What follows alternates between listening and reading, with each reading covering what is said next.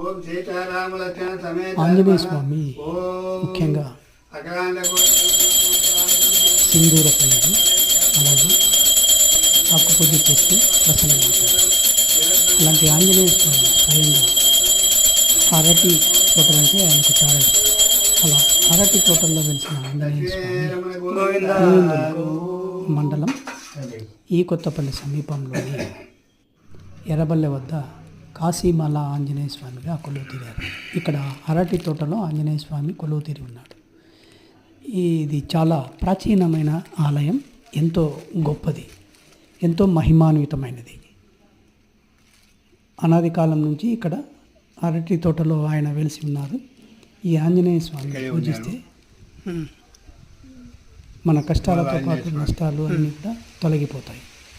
కాశీమాల ఆంజనేయ స్వామి అరటి తోట. ఆ ఊరు పడిపోతే ఈయన